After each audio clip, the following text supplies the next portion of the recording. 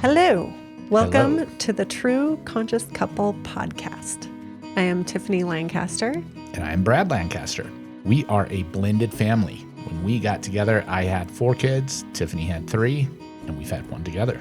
We're also a couple that runs a business together. And so we talk about those things. We talk about our journey of self-discovery, of self-improvement. We talk about the struggles of blended families. We talk about the struggles of business. And we talk about the struggles of doing inner work. And we also talk about the joy, the peace, the love that comes along with all of that. And what makes it all worthwhile. Yeah, so come along for the ride. Hope you enjoy. Okay, welcome to episode 28. We are excited to have our oldest daughter, Abbie Gloria Lancaster Clark. Mm-hmm. Abigail, but Abigail Abigail. Gloria Lancaster Clark. Abbie Clark on Instagram. Abbie G. Clark on Instagram. And I started to tell you before we came in here, but like this has just been, it's actually been like, especially for Gabe and Trenton, kind of like therapy. Yeah. Yeah. I can imagine. I think for all the kids, I think even for Taylin and Junior, but like Junior disclosed some stuff that he's been dealing with. Oh, like I'm so excited to listen to those episodes. I haven't listened to them yet. I can't wait. Yeah. I'm sure they're so fun. Junior told us that he has had his feelings hurt because somebody told him Taylin's not his real sister Oh my gosh. because they don't even have the same last name. Oh, He's like, what?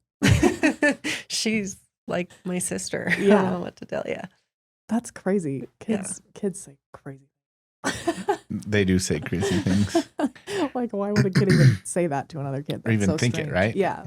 Where but does that but even it come shows from? you where kids' minds are. They deal in literal, Very a literal. lot of literal stuff. Yeah, totally.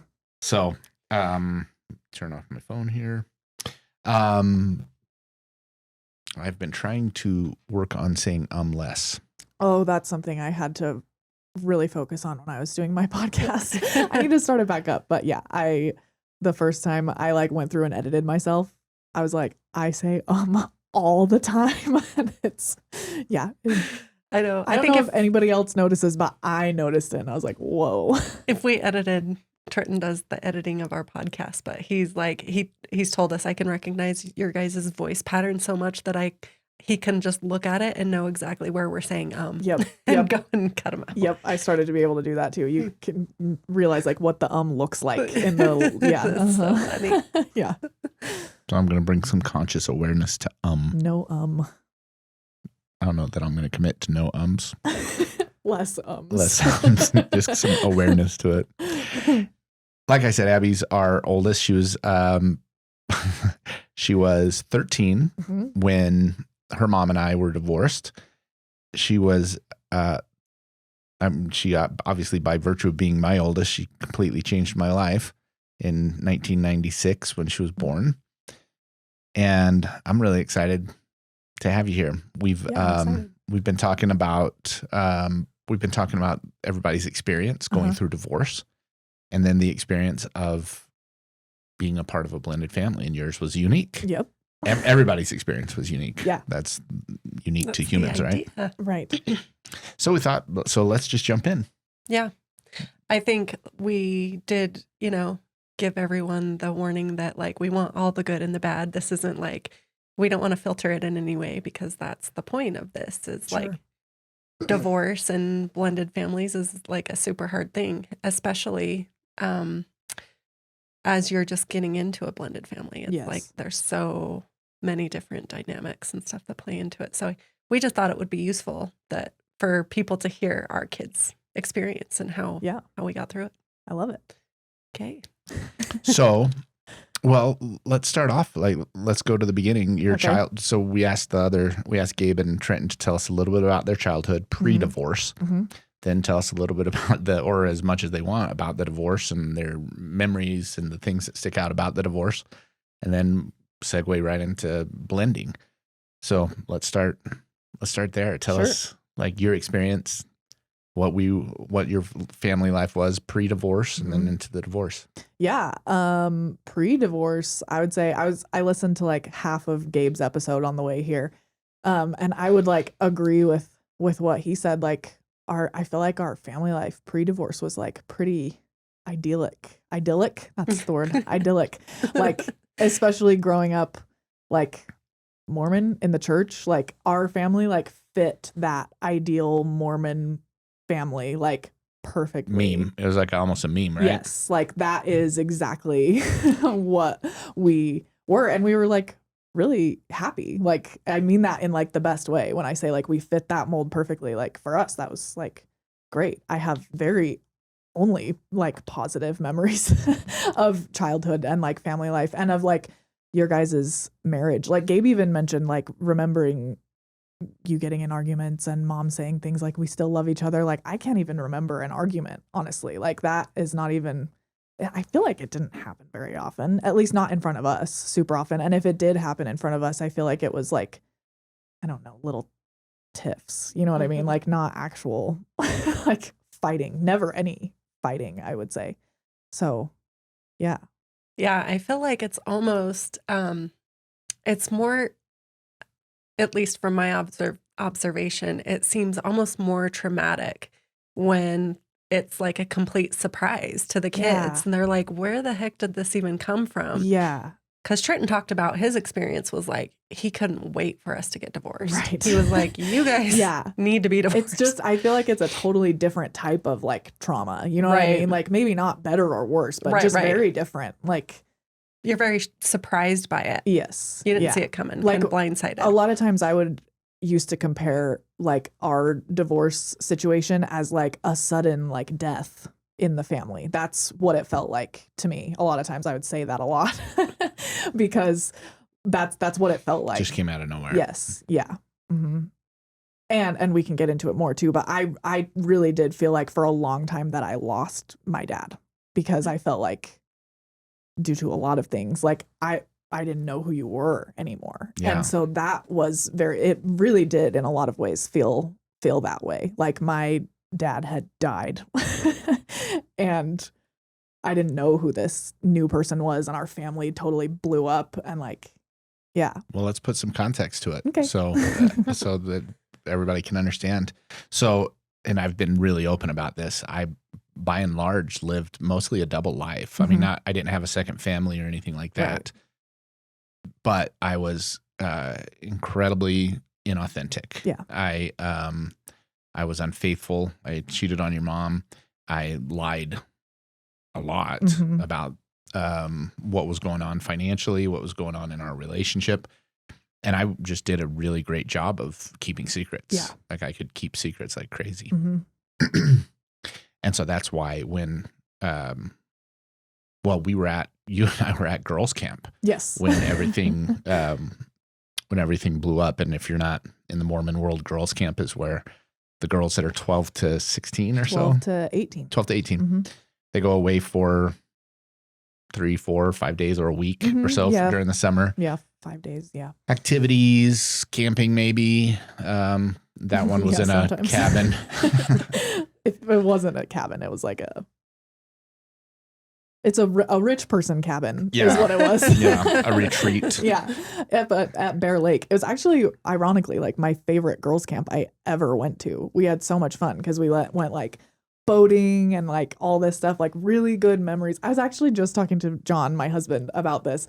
The like 2 very strong memories I have of that girls camp, other than the fact that it was really fun, was that was the summer that Michael Jackson died. Mm-hmm. Oh, wow. Like we got the news that Michael Jackson had died at girls camp. And for some reason that is cemented in my brain. I don't know why. And then that memory of, so we had like been on a hike and you were there at girls camp because you were in the bishopric in our ward. And that was something that like the last day of girls camp, the bishopric, the like male leaders in the ward come and like visit with the girls. And bring ice cream or something. Yeah. Sure. Yeah. And you have like a testimony meeting and stuff. Anyway, I was going to say, because I guess you can't have a testimony meeting without priesthood holders. I don't know. But I don't know. Anyways, so we had like the like group that I was with had like we were on a hike and we're hiking on the road like back to the cabin that we were staying in, and I saw you driving away, like leaving in your big black truck, and I was like, that's weird. Like, where is he going? Because you were supposed to spend the night there Right. for the last night of girls' camp. I was like, that's weird. Where is he going? But then I didn't really think about it that much. Like, maybe I asked somebody, like, hey, where did my dad go? And they were like, oh, something was like going on at home. I don't know. He had to go home for some reason. I was like, oh, that's weird. But I didn't really think much of it. Unbeknownst to me, what had happened is the IRS had showed up at our house, and my mom was there with Rachel and Gabe and Sam, and they were asking for you. And so she called you and she's like, what the heck is going on? And you were like, gotta go. So that's what I didn't know was happening. So when I came home, and I didn't realize this until really recently, like I was, I guess, the only kid that knew what was going on. I guess Gabe didn't. I thought maybe Gabe knew, but he was so young. He was only 10.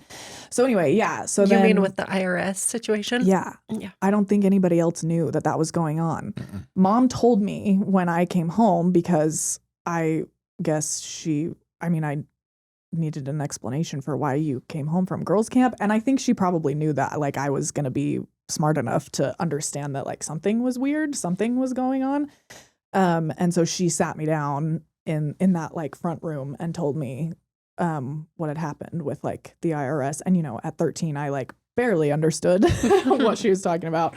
All I knew was like dad owes a lot of people a lot of money and he hasn't been paying and it's bad now. But what she told me then was, but like, we're going to stay together. Your dad and I are not getting divorced. And we're going to like work through this. She says, it's going to be really hard. Like there's a chance your dad could go to jail. She told me that then. Just, I don't, all the possibilities. But she's like, but we're going to stay together and we're going to work through it. I'm like, okay. I never knew that. Yeah. Yeah, I didn't know she ever had that conversation with you. Yep. Interesting. And then I think it was it that night? The next day. Yeah. That like everything, the cheating thing came out. Right. You told mom about the cheating thing. And then, yeah, the next morning, you guys woke us all up. And I knew it, like when you're like, we're going to have like a family meeting downstairs. I knew it was coming, even though she had just said, like, we're not getting divorced. Like, what else would that have been? You know what I mean? Like, as soon as, I think it must have been mom came and woke me up and said, hey, we were like going to have a family meeting downstairs. I was like, oh, yeah, they changed their minds. Wow, I didn't know that. Yeah, I never immediately. heard that. Yeah. Wow. Yep. And then, yeah, that whole thing happened and you left. Well, and that whole thing was I told you guys or your mom and I don't remember exactly how it happened. Yeah, I don't remember exactly. We told you that we were getting a divorce, that I was leaving. I remember thinking multiple times, I told the kids way too much for how old they were. Oh, interesting. Yeah. Like way too much. Yeah, that's probably true. No, it is true. It was one of the biggest mistakes that we made was just telling our kids way, way too much. Involving them in all of the details. Yeah. And you got a lot of that. A lot of that from both. Well, I guess mostly from probably your mom. My mom. Yeah. A lot of it. Yeah. Yep. And other funny memories too. Like I can remember Rachel and I were in a show at that point. Do you remember? We were in a little like Broadway Kids show. And it's funny, like the little things that stick out to you. Cause I can remember like we had a show that night, a performance. And that's right. Mom had to call a director and tell her. Yeah. Or tell him, I guess, what had happened. Not in detail, but. Right. And then she had to call my friend Tessa. Her mom was going to come pick us up and take us because we had like an earlier call time. And so she had to tell Tessa's mom like what was happening and like not to come pick us up and like all the, like random things. We had to like miss a performance and I was really upset about that. But at the same time, didn't care in some ways, but also like, it was, crazy time. Was that at the Draper Amphitheater? Yeah. Is that what that was? Yeah, I remember that. Broadway Kids. Yeah. Yeah. So, and then you mentioned something like this sudden death because I immediately, well, not immediately, but within a few months, that was in July, moved in with Nana and Papa. Yeah. And then within a few months, I had decided that I was not going back to the church. Yes. And went down this really, for me, it was the darkest period of my life. Yeah. Yeah. And you got to witness it. Yeah. I've never really asked you much about that time. That was probably about a year and a half period before I met Tiff, when I Yeah. was like, I was in a deep, dark spot. Yes. What were you going through at that time? It's hard for me to remember, to be Yeah. honest, because I think a lot of those memories got suppressed. I sense. don't have a ton of memories from that. Yeah, that first like time period. But I remember feeling really confused a lot of the time, as like in regards to like where you were at. And like I said, just like trying to figure out like who you were and what was going on, and like that I knew you had been excommunicated from the church, and that was like kind of traumatic Mhm. in and of itself for me. I'm sure very traumatic for you, but very also for me, like that was weird to think like my dad has been excommunicated, because at the time, like you know, that was my whole worldview was shaped by the church. And so then when you're that young, that is like your whole world, you know what I mean, other than like school and things like that. Like that is how you see the world, is from that lens. And so that was hard. And then for you to then be saying like you didn't believe it anymore was extremely like confusing, because these are the things that like you had been teaching me my whole life. And so for then suddenly it was like, oh, never mind. Like it was really, really confusing, and like was a large reason why I eventually had to stop seeing you. Yeah. Which is what happened. Yeah. Because it was, really confusing and really upsetting just to spend time with you, honestly, like because of that feeling of like, I feel like I don't know who you are. And it was really upsetting. Like the person that I was seeing was not the dad that I was used to seeing. And I just didn't understand. And it was really upsetting. And so I had to distance myself. Yeah. And you did. Uh-huh. Anything you want to say? No, I was just thinking, I was thinking about the conversation you and I had a couple days ago, where he told me this story of being at Nana and Papa's house and sleeping up in that spare bedroom. Yeah. And just having this moment. You had either gone to general conference or you were going to general conference and you went to general conference with the thought in your head, or your question to God, what is the truth? Show me the truth, or something like that.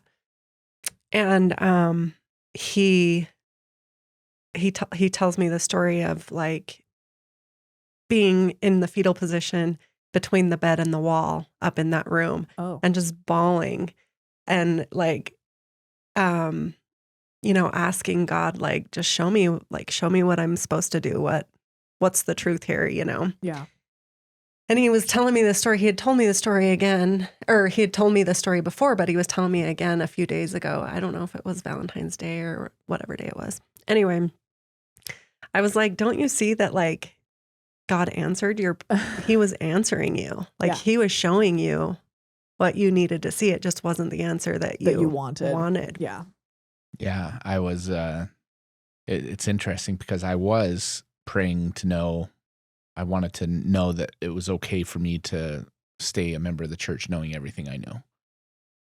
And went to general conference, and, that stupor of thought that is referenced. That's what I felt. And I was praying like I had never prayed. And I felt like I was finally worthy of an answer. At least that's what I was telling myself is, okay, I've now come clean. Honest. I've been honest. Yes. I just really need to know what to do. And I didn't get anything. Or at least you didn't get what you wanted to get. Yeah.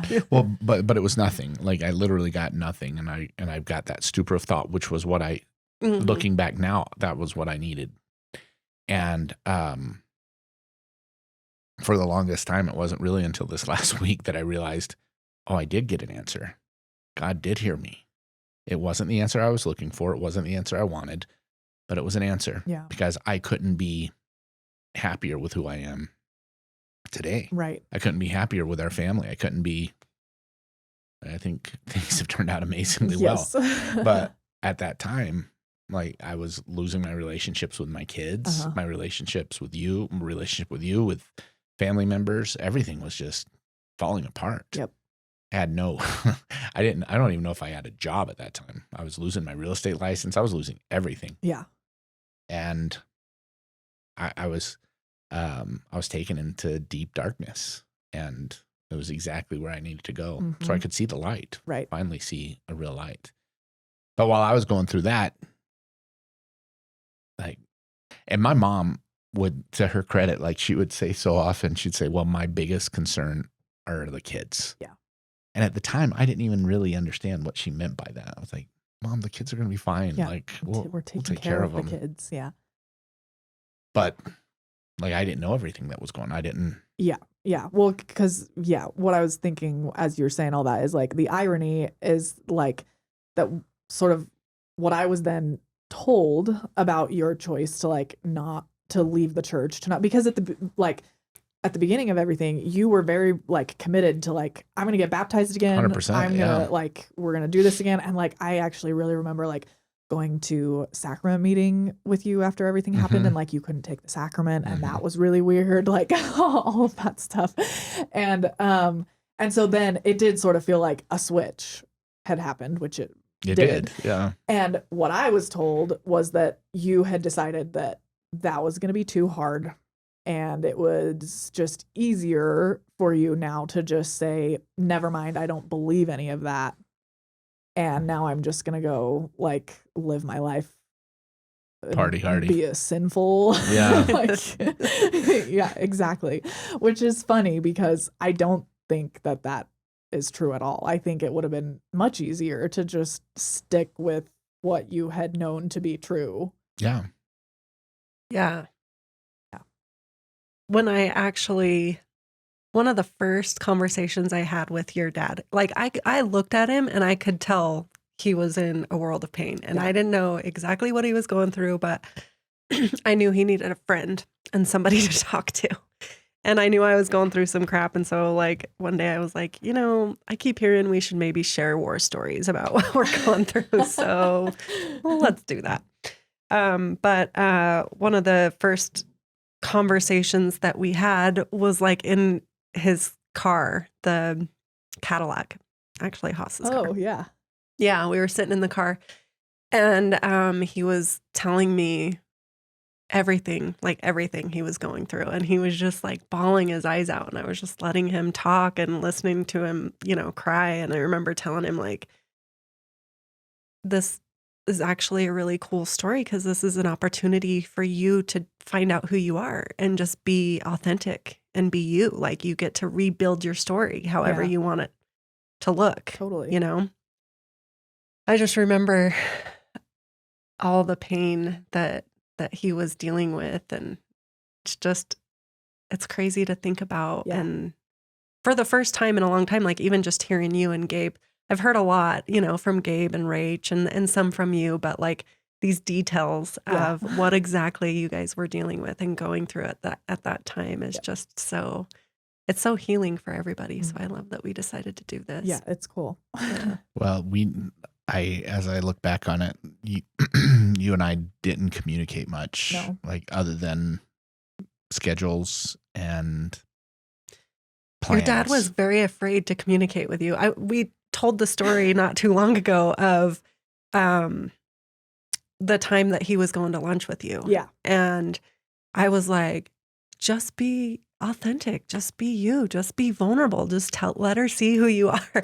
Naively not understanding the whole dynamic. Like I had a big missing piece of the dynamic, not really fully understanding what it meant to be really embedded in the Mormon culture, honestly. Yeah.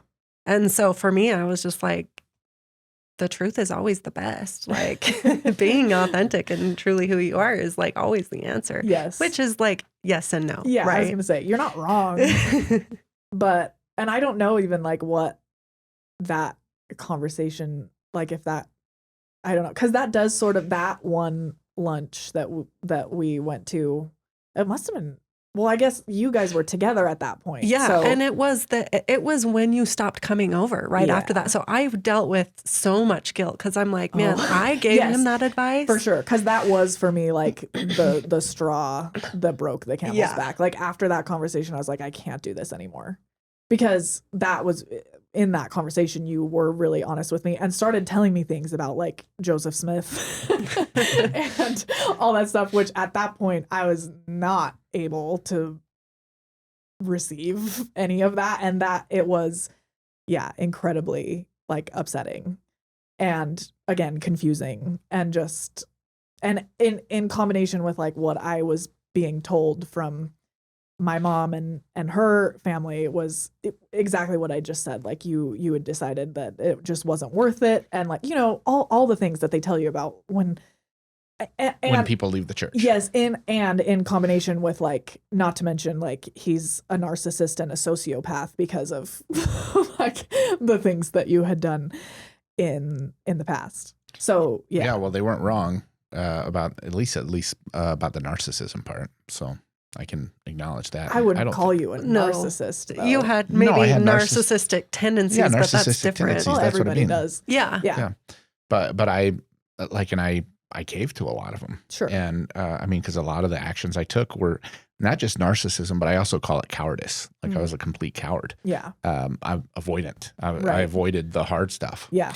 But the biggest difference is you weren't at this time. Like, Right. it's one of the things that like stood out to me is how accountable and honest he was. Like, up front, one of the very first things he said to me, to the point where I was like, are you trying to like push me away? Like, you trying to scare me? Like, you can just tell me, Yeah. you know? I thought it was honorable. So I wouldn't go as far to say that you were a narcissist at all. no. Well, No, because I mean, I guess what I'm narcissists- saying is that everybody was doing their best. Yes. And even the people who didn't understand what I was going through, Yeah. they were doing their best. they were dealing with their own pain. right. And there's so Yes. much pain involved in the whole situation. Any you know? divorce. And it's one of the things that I think adults have to remember, and we didn't do a great job of, is our pain doesn't need to be projected on the children. Yeah. And that was a big thing for me, like looking back on like my childhood. So like after you guys got divorced, I sort of became my mom's new spouse. That's what Right. ended up happening. Yeah. So because I was the oldest, like sister had already been taking, you know, like the babysitter role, as you do when you're the oldest daughter, especially. Like that's what I was doing. And my mom and I were really close. And so then what happened was I essentially became my mom's new spouse. And so all, Or if not spouse, best friend. for sure, but Yeah. spouse in some ways, Yeah. that's kind of Yeah. how I think about it. Yeah, Interesting. that makes sense. Because, and one of the reasons I say it like that is because when I came home from my mission and she had remarried, I felt our relationship was very different because she had somebody that filled that Mm. role now, and it wasn't me. There was a shift for sure Interesting. in our Makes a relationship. lot I've of never sense. actually heard you describe it that way. Yeah. Abbie. That's It was, interesting. one of the reasons why coming home from my mission was really weird for me in a lot of ways, because she was married now and like I had changed a lot, and there was, the relationship wasn't the same. Not that I wasn't as close to her, but anyway, that's a tangent, but I can't remember what I was saying before. Well, you became I'm- her, like her go-to. Oh, yes. And so that was a big reason why I continued to stay away from you, is because she didn't have very many good things to say Yeah. about you and about the like life that you guys were creating together, because it wasn't Mormon, honestly. Like that to me is the thing that really like is the overlying thing, because I was very much in the church, like never questioned anything, like never. And you, I don't know, you kind of are conditioned to sort of like look down on people who aren't living the Mormon lifestyle and who drink and who you know, like just don't live the Mormon lifestyle. And, oh, you like when you go over there, you can't feel the spirit anymore. Right. Like all of these things. And so yeah, just, I ended up very much like on her side. Yeah. And yeah. Yeah. From Oh, go ahead. Yeah, I was just going to say, from our perspective, that's what we felt, is that your mom kind of, we used to say that like you became her best friend who she told everything to. Yep. And you felt this like alliance, like Yep. this allegiance to her. Like Yep. you couldn't betray her by Nope. then, Yeah, you know. exactly. Yes. And I saw so clearly how much pain she was in and how painful it was to send the other kids Yeah. away for the weekends and all of that stuff. Like I felt like I couldn't abandon her because I have a lot of intense memories of like the pain that she went through after the divorce. And like, I don't know. Yeah, I couldn't. Couldn't do it. I couldn't leave. And then also compounded with the fact, all the things that I was being told about you and the way that I thought about you and the way that, like I said before, how confusing it was for me to spend time with you. Because what you were saying earlier, like you were now being your more authentic self. And to me, it felt exactly the opposite because it was so not the dad that I had known for forever. Like I was still very much in the space of like, no, this person that I grew up with, that is who my dad is. And like, I don't know who you're trying to be right now, but this isn't you. Yeah. That's how it felt to me. That makes so much sense. Yeah. You would. That was feel what that you way. would. Of course you would. Yeah. Yeah. And you'd be scared. Yes. And distrusting. Yes. And loyal to your mom, who remained true to what you had been raised with. Yes. And the consistent, like, your mom didn't go off and decide she's somebody completely different. Right. And, exactly. Well, and she did, like, to her credit, she did an amazing job of being consistent.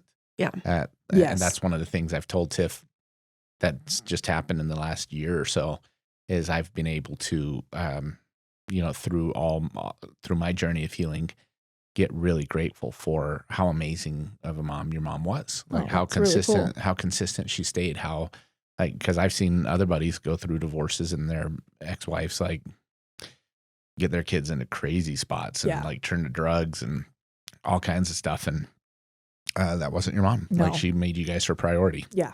Yeah. She did. Even though I didn't agree with everything she told you guys. Like once again, she did her best. Yes. Yeah. Yeah. And that's been. Divorce is such a crazy, crazy thing. And honestly, the more that we've kind of dived into this idea of like inner work and themes of consciousness and stuff, it comes up that, like, for me, I've had this new appreciation for, in the past, I've judged your mom for like, oh, like, why would you, like, why not just take what you've gotten and like make the best of it? Like, you have so much foundation that you could have just, I had to just leave my house and everything I knew and like make it on my own. And I had nobody. And I found myself like judging her that she was like making the situation worse rather than just making the best out of what she had. And I recently had this realization that like, we all experience pain in different ways. Yeah. And certainly what she went through was extremely painful. Like she was betrayed by her husband, and I got that part of it. I just didn't, for me, it's because it's the different lenses that we see life through, right? Like I couldn't experience that betrayal the same way that she did. And it was something that Matt and Ash said where they described like sometimes it's like somebody who's still in that victim mindset that just they need validation. It's like telling a rape victim that they should just get over it. Right. Yeah. And so that was like this huge thing for me where I was like, wow, I've done that. Not like to her face or anything, but I've had those internally. Thoughts. Yeah. And it's just been a huge thing for me because I've really understood that like we shouldn't judge other people's pain. Totally. And the process of getting through it. Yes. Yes. So anyway, that was a tangent, but I love it. really curious to hear about what the switch was, because you Mhm. reached out to your dad while you were on your mission. Okay, I couldn't remember who instigated it, if it was me or you. I was writing you. Okay, So yeah. we'll speed through. So high school and college, Abbie had very little, Almost no contact. almost no contact with us. Junior was almost a year old before you met him. Like that's Really? yeah. Oh, I don't remember that. Yeah, you met him right He before was you 8 went away to months college. old. Actually, I remember he was 8 months old. And Wow, that's really crazy to me now.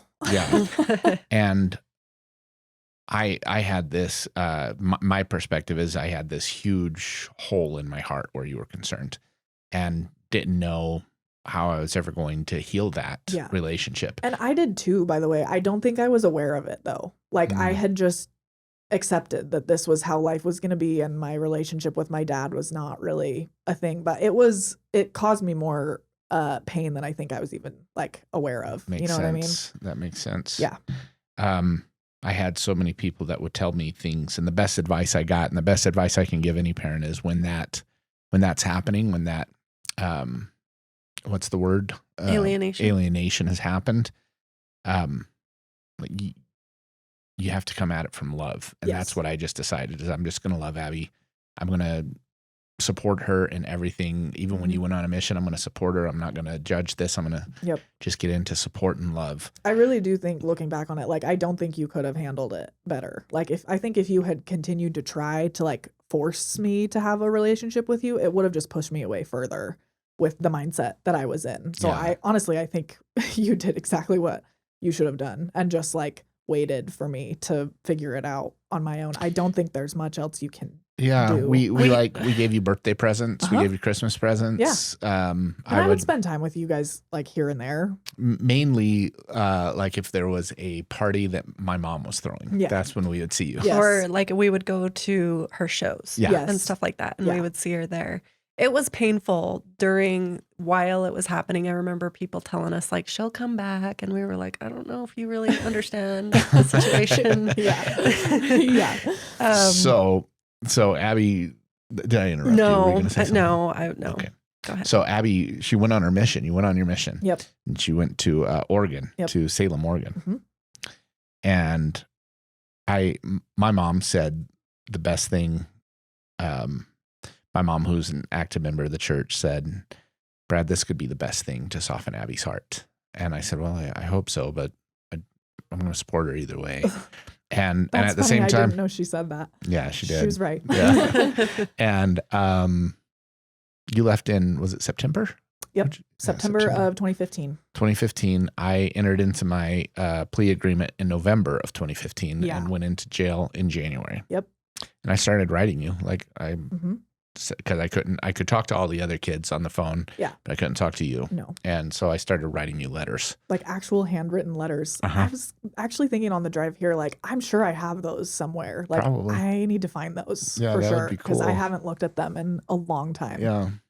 And you finally wrote me back. Yeah, do you remember how long it took me? No. Me either. It wasn't that long. I don't remember having this. I remember you being super excited. I think you had written her maybe a couple of times. That's probably right. And then you got a letter back, and so excited. And we built our relationship back via letters. Yes. While I was in jail and you were on your mission. Actually, really cool. Yeah. It was really cool for a lot of reasons. I think, as far as like the softening of the heart goes, I think it was a combination of a lot of things. I think number one, just me having distance from the situation was huge. I wasn't constantly getting anything in my ear anymore like I had been for the last however long, years and years and years. You know, like 7 years, 6 years. I wasn't getting other people's opinions about you anymore. And I wasn't, I finally had a space to like form my own opinions, which I don't think I had ever really had the opportunity to do. And which is something that I like naturally kind of struggle with. I'm very much the type of person that like, I'm just told things and I'm like, that's what I'm supposed to think. Okay. Like it's something I've learned about myself is to like sit and figure out, but what do I actually think and feel? It's like not something that comes naturally to me, which is like weird to say, but I don't know. Me neither. Yeah. It can be a very emotionally painful thing Yeah. to have to form your own opinion. An opinion. Yeah. And it can be really hard for me. People, especially like Tiff and John, your Yeah. husband, they're like, They what do you don't mean? understand Like, that. I Yeah. form an opinion. I mean, I have opinions. It's not like I don't have opinions. And once I think I'm right, good luck trying to change my mind. Right. Because I can be incredibly stubborn. But I think it's because I actually just learned this last weekend that it's actually a process for me to make decisions. Yeah, me too. That I can take up to 2 to 3 days Yep. just thinking about something. Mm-hmm. Yeah. So you had space. So I had space. That was huge. And then also, honestly, being a missionary and being enveloped in the like missionary culture that I was in, where all you're told to do is love people. That is like the main thing. People have like, lots of opinions and feelings about the church. And so do I. My relationship with the church has changed a lot since I've come home. But I still say that like being a missionary was like the best thing I've ever done up until, like getting married and all of that stuff. And that up until that point in my life, like my mission was life-changing in so many ways. And I would do it again a million times over. And I think largely because of the person that I became as a missionary, and that, like I said, that focus of like, you're just supposed to love people and like, and, teach people about the gospel, but that's what it always comes back to.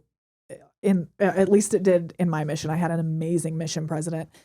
Well, you developed a belief in like your love and of Jesus. Like was yes. like I saw that come out in you. Yeah, that was huge too. Is that for the first time ever, I felt like I really understood who he was and what that could mean for me in my life and how he plays a role in my life. And specifically as it relates to like the atonement and forgiveness and grace. And forgiveness was a really big one that at some point really started like weighing heavy on my heart, because I really realized that I hadn't ever forgiven you and that I had done things and lived in a certain way that I don't want to say like I regret, because I think it was like what I needed at the time. It was what needed to happen, but also it's not the way that I would approach things now. And it's because I was still carrying so much like bitterness and anger and betrayal and hurt and all those feelings. Like they hadn't ever left. I would like still, when I would talk about you and the whole situation would still make me like so angry, like 7 years later. And I realized that was what needed to change. Is I needed to forgive you for what had happened. And I also like had things to apologize for. That was huge too. And so I wrote you a letter, and that's like what I said. I said that I forgave you, and I also apologized for the distancing myself and all of those things. And I was like, yeah, it was really profound. It was, and like it was this perfect like especially for the place I was at, because I was in physically the worst place I could be, but emotionally and spiritually I was in a beautiful place, and it just like pushed that even further. I shared it all with you. What was your perspective of what it did for me? I just remember the phone call after you got the letter, and I could hear something in your voice. You were just so excited. I think it was something like, "You'll never guess what happened." Like, what happened in jail? That could possibly be this exciting. Yeah. He was like, "Abbie wrote me back," and you just you didn't have the letter. I think I read it after you came home. I don't know. I don't remember, but I've definitely got it. Yeah. I saved all No, the, you definitely. I know where it is. I just. no. You remember? I remember you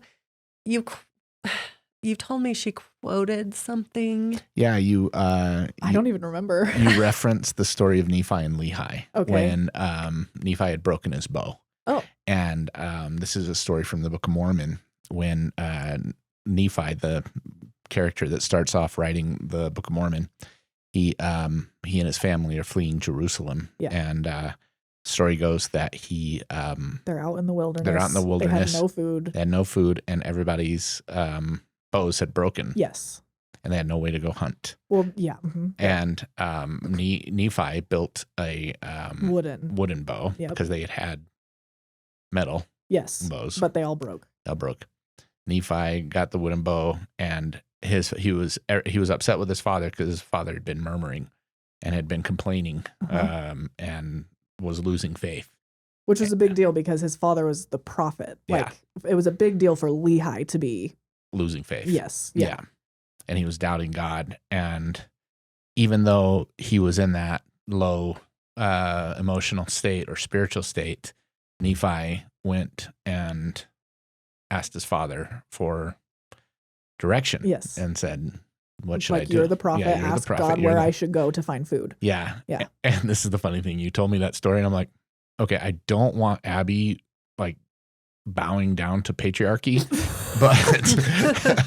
but at this point, it served a purpose. Yeah, that's so funny. Do you remember me telling you that? Yeah. Like, I was like, I don't want her submitting to any man's will, but it's okay for now. I'll take it. I'll take it. Baby steps. Yeah, well, if it gets us back together, that'll be good. That's so funny. How did I relate that to what? Because I don't even see the connection now. Well, I had been unfaithful, and I see. And so you needed to come to your father and ask for my help, I guess, or something. But just more than anything, I think like respect. You said, in fact, I think you even said, I haven't shown you the respect you deserve. Yeah, as my father. I do remember that. Okay, yeah. And honestly, I thought, well, nobody deserves respect as a gender. Right. But whatever. Yeah, like, yeah. It's good. Like for whatever reason, that story really spoke to me. Yeah. At that time. Yeah. Yeah. And I remember I remember telling Tiff, remember Mom said like this would. Yeah, that's so funny that she said that. I didn't know that. Yeah. And I just want to, like, for the people that are listening, because we hear it all the time, people who are going through divorce now and their kid's been alienated and doesn't want anything to do with them. And we always tell people, like, just show up and keep loving them and they'll come around. And they get the same they give the same reaction that we gave people. Which is totally understandable. Yeah. Like, there's like, you don't know what's going on. No, I don't know what's going on. No. But I just want to emphasize that, like, it wasn't, like, I can remember, this is just funny. So Taylin the other day, she was upset because she's dealing with, like, being rejected from her dad, right? Abandoned completely. Like, he wants nothing to do with her in her mind. Yeah. And so every once in a while she'll come to us and just talk to us about what she's dealing with as far as that's concerned. And she was really upset because she saw a TikTok of this girl who was 14 years old, and she was screenshotting the text messages that between her and her dad. Okay. And she was like, my dad is a narcissist. I can't stand him. Like, I wish he would just leave me alone and quit trying to emotionally manipulate me. I don't want to see him. And she's saying these things as she's showing the screenshots from the text messages. And the text messages are, do I get to see you this weekend? I really miss you. And she was like, no, I don't. No, I'm not coming to see you. And he was like, well, I just want you to know that I love you and I really want to see you. And it was just like, Taylin just couldn't understand why. Yeah. Yeah. Like, why would somebody not want a to relationship see your with your dad? dad? Yeah. And she's telling Brad and I this, and we're sitting here. I know we're both thinking the exact same thing. Like, I'm pretty sure Brad saw that exact same text message. And I remember even at one point, like, we were paying for your phone and you got rid of the phone and quit answering his text messages altogether for a little while. Wow. I don't remember that. Yeah. Changed her phone number and everything. Or no, you were somehow able to get the phone number. Anyway, I don't remember exactly how it happened. I say that only to give those people hope that it was to that point at one point in time. Oh, for sure. Yeah. Yes. Yeah, it was complete alienation. Yeah. And I would say, like, I don't have any desire for a relationship with my dad at all. Like, Yeah. Yeah. Yeah. Yeah. And through whatever miracle happened, your heart was softened. And I happened to be in a place where like it couldn't have come at a better time. Yeah. So, And now our relationship is, it's amazing how far it's come. Yeah. In such a short amount of time. Yeah. Yeah. Because that It's was, been really I came cool. home from my mission in 2017. So it's only been 5 years, Mhm. or I guess almost 6 years. mhm. And It'll be 6 years in April. yeah, crazy, right? I know. Yeah. And crazy enough, it's almost like we didn't even really skip a beat, even though we Yeah. lost Yeah. 5, 6 years. I mean, I came home that April and got married that December and like danced with you at my wedding, It was so great. which I did not think I wanted that, like even a year before then. You know what I Yeah. mean? Like, yeah. And I have to credit your husband, John, too. Yes. Because he, yeah, he does deserve a lot of credit. Yes. I remember him, he slept at our house before you did, officially. Did you know that? Oh, that's funny. No, that's really funny. We joked with him about that. We're like, like you've spent the night at our house and Abbie hasn't. That's so funny. Yeah, because like Really from the funny. time we got married, when the kids could then stay at our house, Yeah, because I wasn't coming over at that point. You never came over. Uh-uh. You never. So that was from 2012 until 2000 and there you go, 2017. 17, yeah. Yeah. Yeah. Like So 5 during years. that time, you never stayed over. And I remember the first night you stayed over. John was there. That's so funny. Yeah, and I was so grateful for John because he sat down, and we had this conversation. And I said, "I bet you've heard a lot about me." And he's like, "Oh yeah." No, it actually went like this. I thought it was so amazing because John just is who he is. Yeah. He's just like, if he's thinking something, you're gonna know what he's Yes. thinking. Yeah. And I remember You're he right, was sat too. on one of the chair, like they were sitting on the chairs together. Uh-huh. And John sits down next to your dad and like looks at him. He goes, "So I've heard a lot about you, and Abbie's mom's family does not like you. And I'm curious to hear your perspective. Why do they hate you so bad?" Yeah. And at that time too, like I still, even though, went through this whole thing of like forgiving you and stuff, I still had a lot of stuff to like work through and to unlearn. Yeah, Like there were still a lot of things that I believed to be true about me. about you Mhm. that I have since learned is not the case. Yeah. And so even still, like John and I came home from our missions and like I still didn't have a ton of nice things to say Right. about the whole situation, because even though emotionally I felt like I'm ready to move on and move forward with a relationship, like I said, I still had a lot of things to work through and a lot of things to unlearn.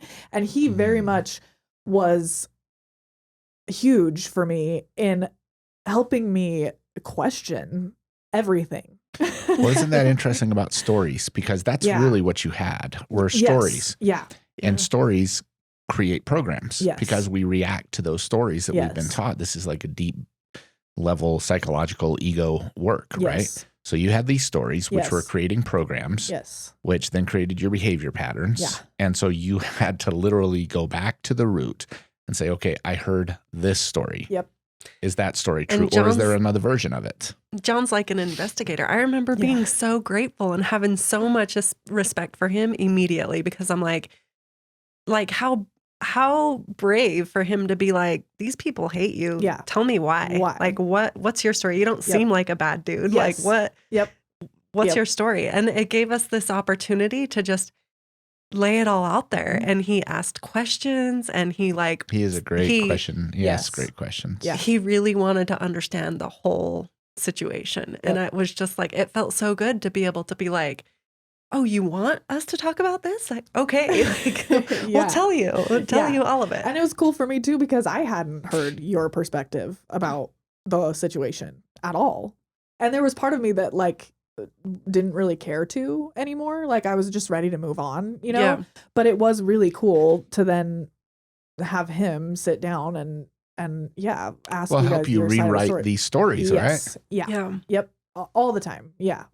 Yeah. And help me see reality versus what I had Well, just been and told. not even just reality, just this is such an important aspect of human interaction. Everybody is only given their perspective. Right. This idea that especially in human interaction, there's truth. Yeah. There's no such thing as truth Sure.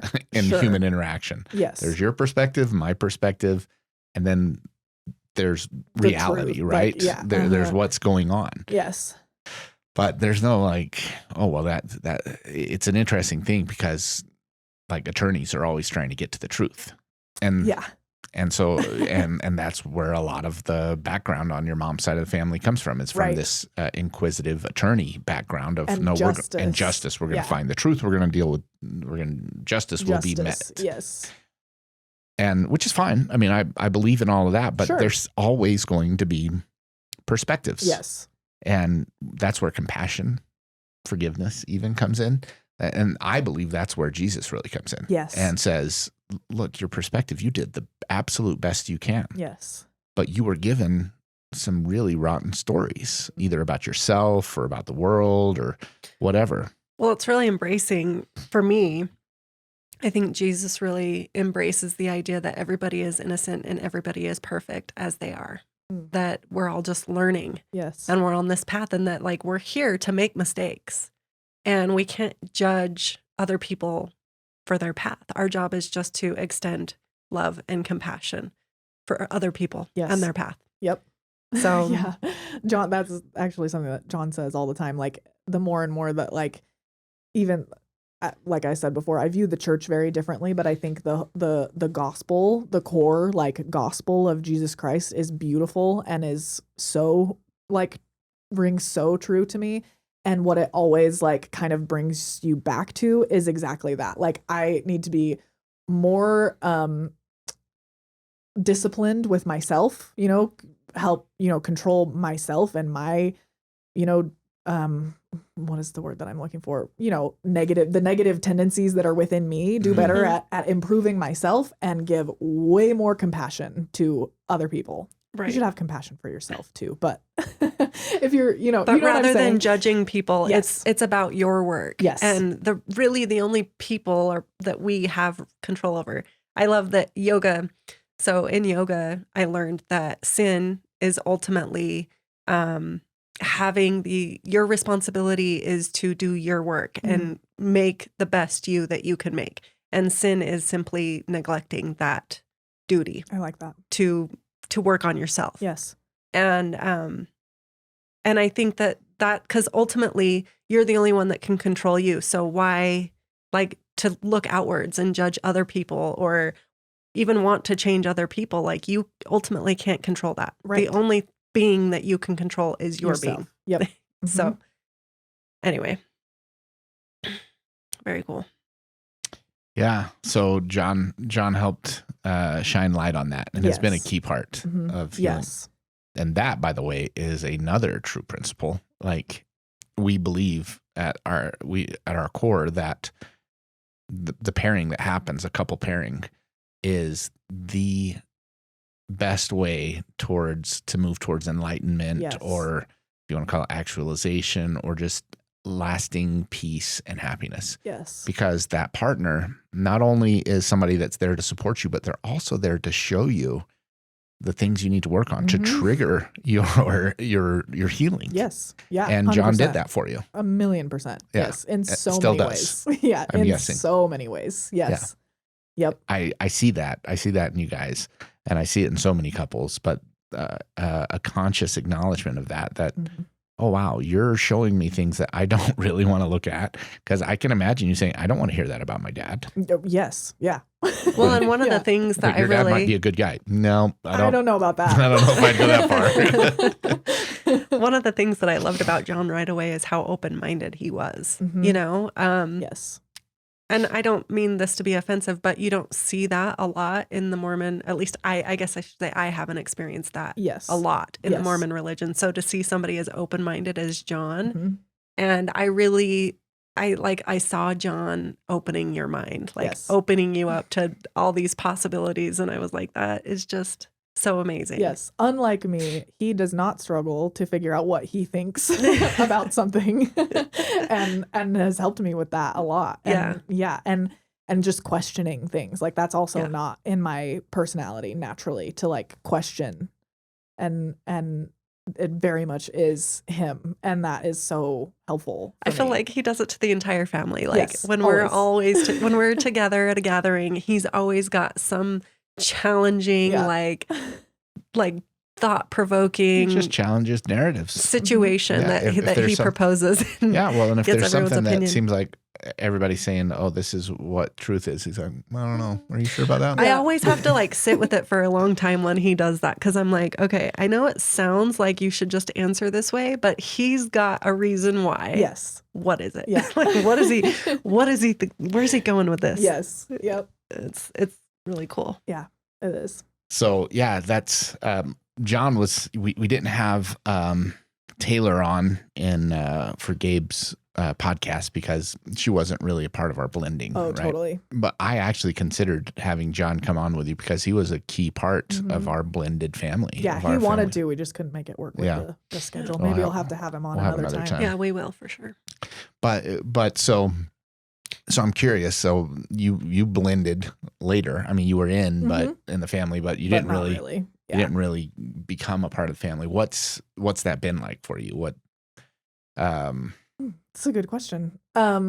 Just it's been great. I don't know. It's been really cool, and it's funny how kind of like what you were just saying, Tiff. Like how quickly I feel so much closer to you and to Trenton and Javen and Taylin and Junior. I would call them my siblings, even though it still doesn't feel quite the same to me as like Gabe and Rachel, and obviously because it's not exactly the same, but like I would call them my siblings. Whereas like, especially when I compare it to like the situation with my mom and like my stepdad's kids, like the feeling is so different. Even though I sort of integrated myself into both families at the same time. I knew you guys more because obviously you had been around more, but we've talked about, like, I didn't really spend time with you.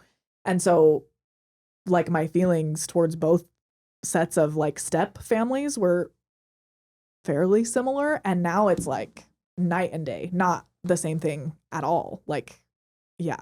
What do you think? Like, what have we done that's different or unique, or just from your perspective? Because it's not better or worse. It's just we've just done very different.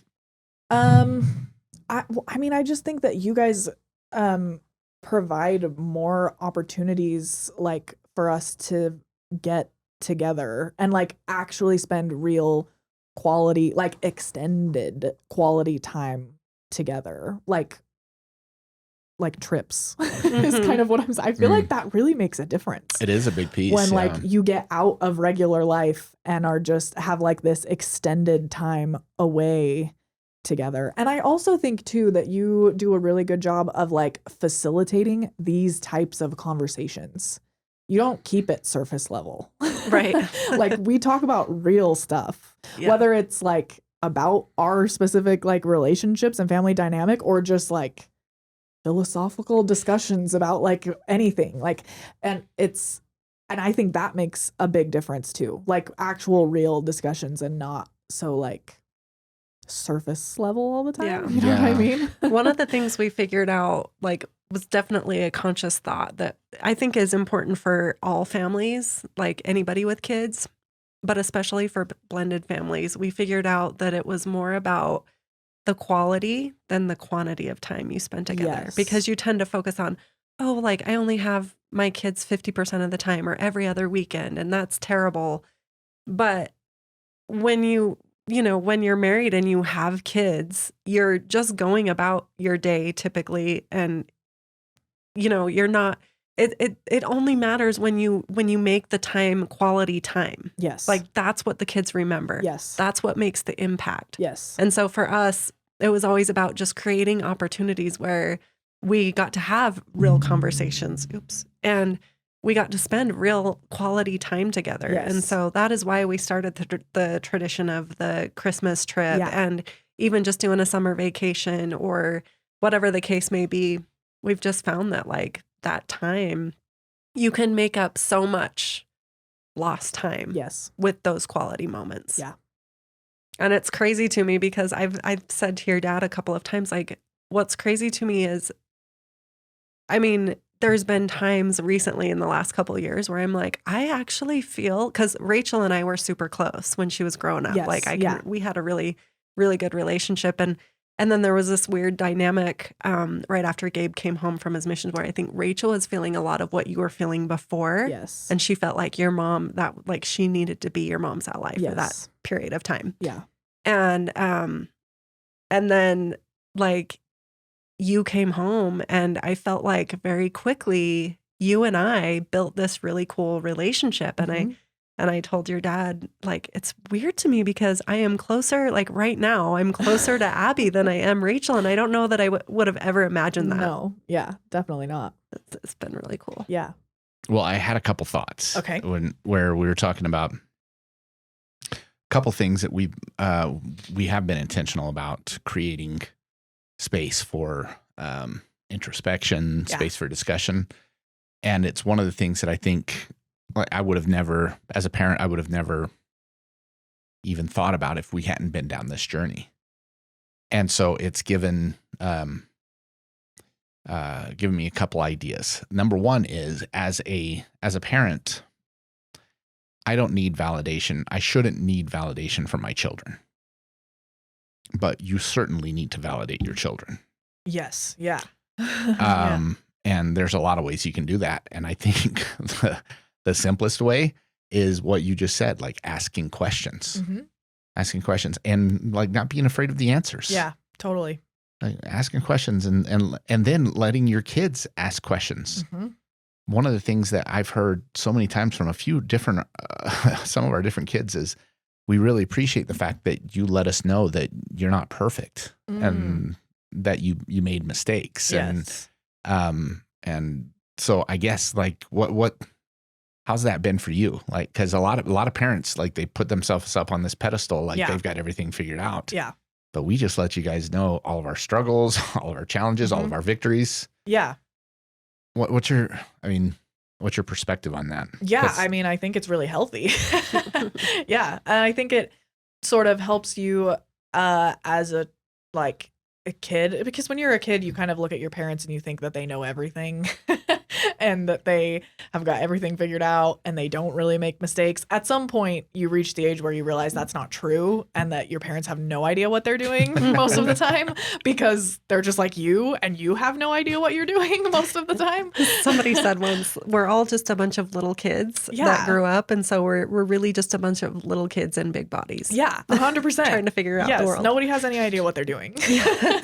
And so I think when you're just like honest about like, yeah, sometimes I make mistakes and sometimes I try things and I fail and sometimes I, I think that's really healthy. And I think it helps you see your parents as you get older as more of like a peer, you know what I mean? Which I also think is very healthy. I think once you reach adulthood, the parent-child relationship should change a lot. It's not parent-child anymore. It's like we're both adults now. Trying to and figure this shit out. I happen to have created you, but like other than that, and obviously like you have more life experience, you can give advice just like anybody else could.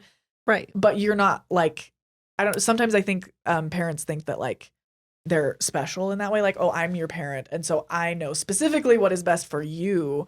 Like, well, I could go to any person that's older than me that knows me and ask for advice. You do know me more than a lot of other adults do. But at the end of the day, like I said, like we're all just trying to figure out what we're doing. And so when you are upfront and honest about the life that you're living and the mistakes that you're making, it makes you feel like I can go to you for advice and you're not gonna just like, I don't know, preach at me or expect have this like condescending thing. Do you know what I mean? Expect that they have to take your advice and do what you Yes, say. Like yeah. that's what I've noticed.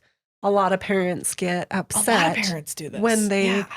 they have an idea of what their adult children, how they should be living life. Yes. And Yes. when their adult children don't live their life the way that their parents expect, they they're like offended and bothered by it. Yep. Mm-hmm. And I think the other thing that I think is so important about that is when you can be vulnerable as a parent and obviously I think your kids are more willing to actually listen to you and listen to your advice when you are vulnerable about what you don't know, because totally. then they're like, okay, they wouldn't be saying that they know anything about this if they didn't. Yes. And Yes. the other part of that is you have to be like, for me, it's important to always be a student and be willing to learn. And some of the greatest teachers can be your kids and your adult kids, like especially your adult kids. So for me, one thing that has been super powerful is to be like vulnerable enough to learn from our kids, like to be able to like listen and take real advice Yes. from our kids. I think that's so cool. I don't think there are very many parents that like feel that way or recognize that is a Well, our world is changing, and like there's so much that our kids know that we don't know. Yes. Just technology alone, right, is a huge example. Well, it's an interesting thing too, because like if you really believe your kids are, you've raised them right and they're a better version of you, like, because a lot of parents think that, like, oh, wow, I get this opportunity to.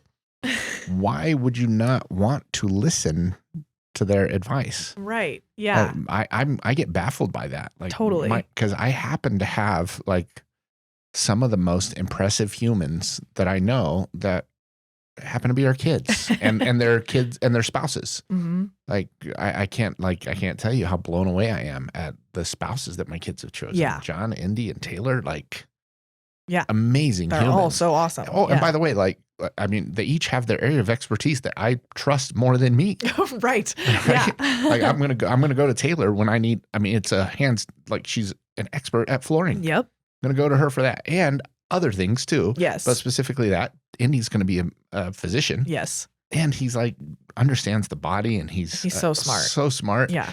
And John, like, tactical stuff. And tactical, yeah. Yeah. If we're ever in an apocalypse. Yeah, if we're ever in, well, you I've want said Indy that, on your like, team. if we're ever in an apocalypse, I love like, if I can get all of my kids and their spouses together, I love our we're chances. stacked for sure. Yeah, we will. Yeah. We will be just fine. It's just going to be getting everybody together. Yeah. but and then John, with his ability to problem solve, Uh-huh. and to like, he has this great ability to be able to see 3 and 4 steps down. Yes. Right. Yes. Which I just respect so much, and also his ability to just question. Yeah. The whatever the narrative is. He's a critical thinker, and I love that about him. He is. And then, all of our kids. So why wouldn't you, as a parent? Yeah. Sit and take advice, listen, because your kids also happen to know your weaknesses too. Yeah. Like, they get to see them Yep. up front in person, Yep. all your mess ups. The same way that you see theirs. Yeah. Mm-hmm. Mm-hmm. Yeah. Well, we didn't get too much into your stuff, like, that's okay. what you're dealing with. This, although I will tell you guys, if Abbie has been for the last 3 years, dealing with infertility. Yep. And she's made it part of her mission to share.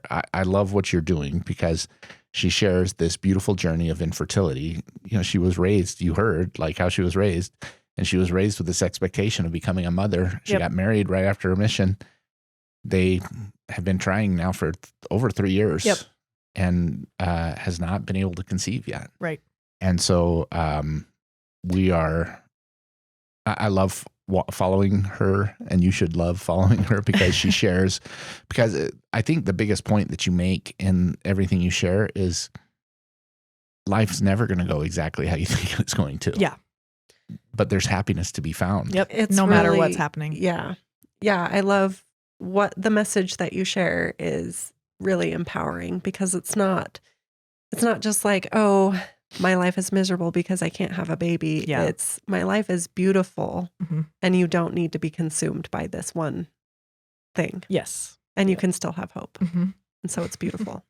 Thanks. I enjoy doing it, and it's something that I believe in really strongly. And ironically, it's something that like it's sort of an attitude that I adopted as a missionary as well. There's a general conference talk from Russell M. Nelson that's one of my favorite, like, whatever you want to call talks, whatever, but that, and obviously it's all Christ centered, which I love, but he taught, like, the quote from his talk is like, you can, he's saying with Jesus, you can find joy regardless of the circumstances in your life, regardless of what is happening or what is not happening in your life. And I think that's true. Even if you don't, have Jesus as a part of your life, you can find joy, no matter what is or isn't happening in your life. And I think that's a really like powerful thing to learn and a really important like message to share. I think people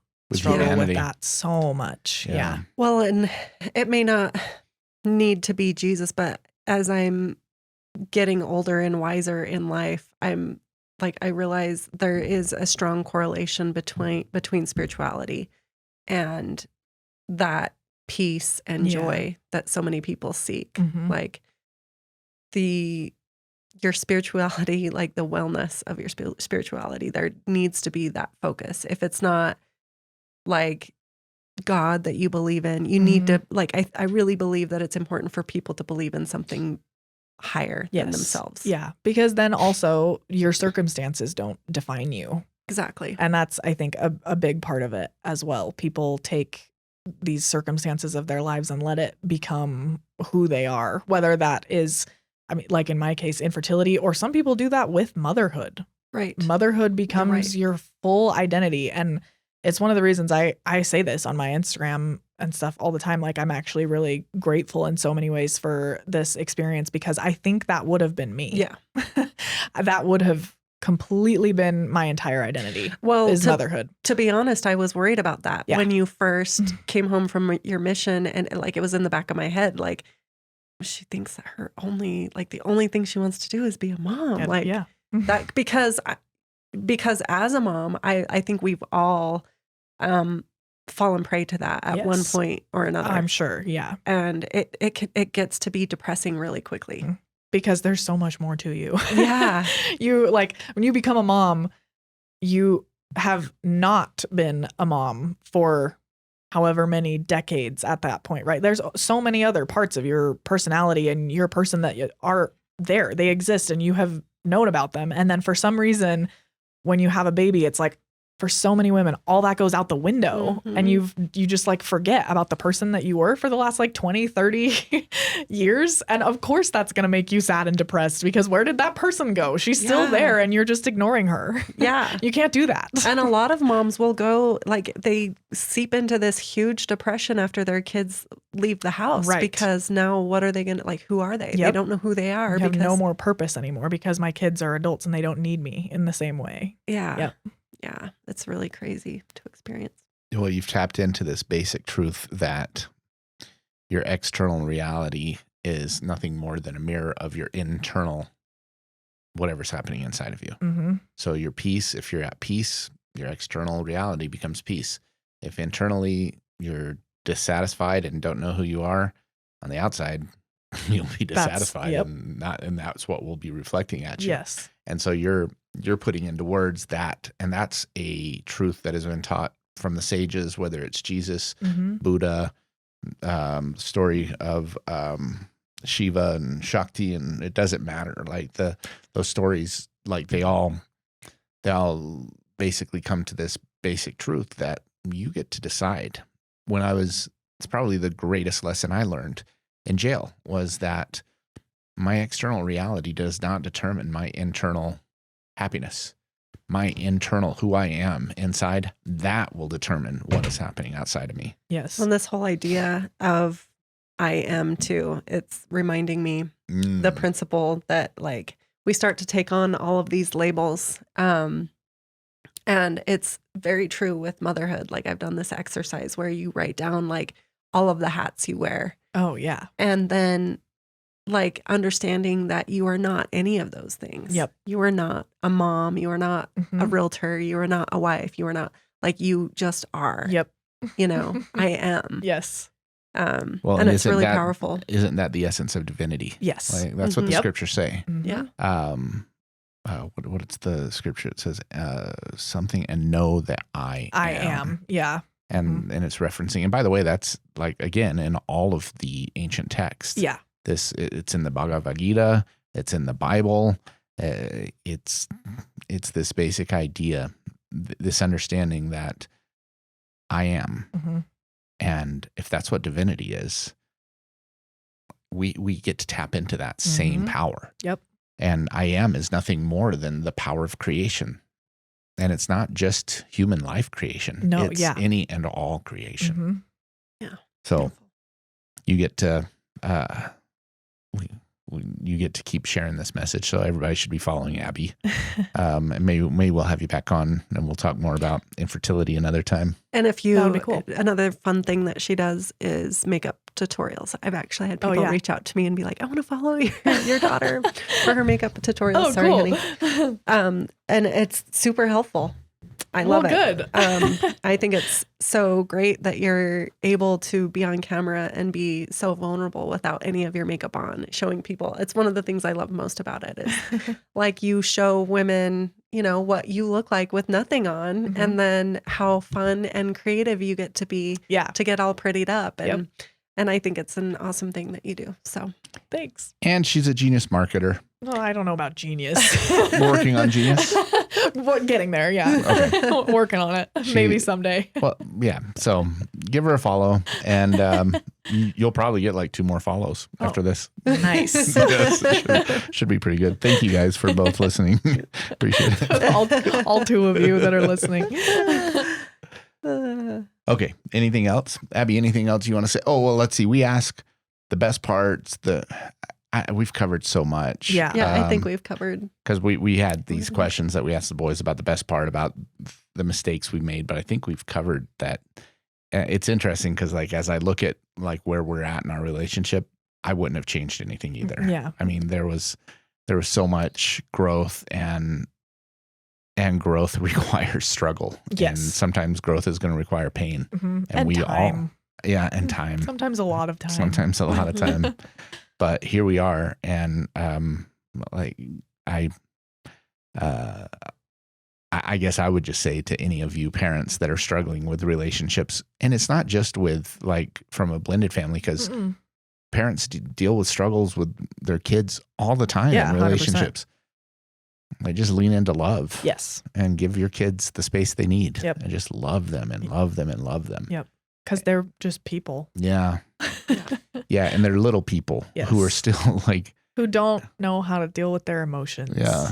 And Yeah. Well, in a normal circumstance, let alone in a divorce situation when they have another parent, like I feel like parents often get into like blaming their child for the way that their child treats them, Yes. and then create more space between, that relationship. more wounds. And so yeah. it's you have to offer that grace to what your kid's going through. And if they're disrespectful to you, they're disrespectful to you. Yeah. It's not going to help anything for you to, get mean back at them Right. or give up on them because of that.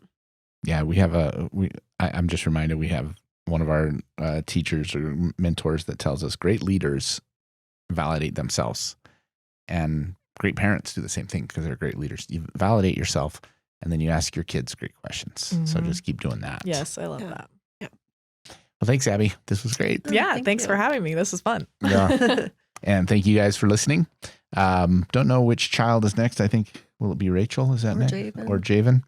They're We're- the only 2 left, right? Mhm. Rachel, Javen. Oh, no, and Sam. Oh, Sam. Yeah. Yeah. Sam will be tricky to get. We'll get him out here one of these days. He's busy. He's busy. 16, so he may not want to be on here. Yes, he will be. He will He's be, already yeah. said he would be on. Yeah, he has. So it'll be great. Thanks, Abbie. I love you. Love you too. See you guys next time. Bye. This podcast is brought to you by the True Agency Real Estate Team.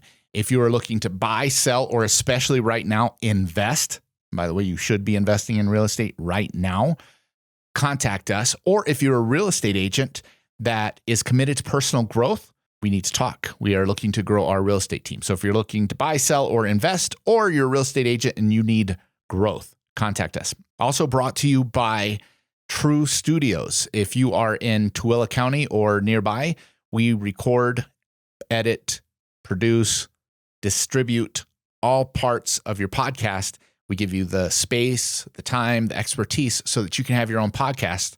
All you have to do is show up, be there, and then we handle everything else.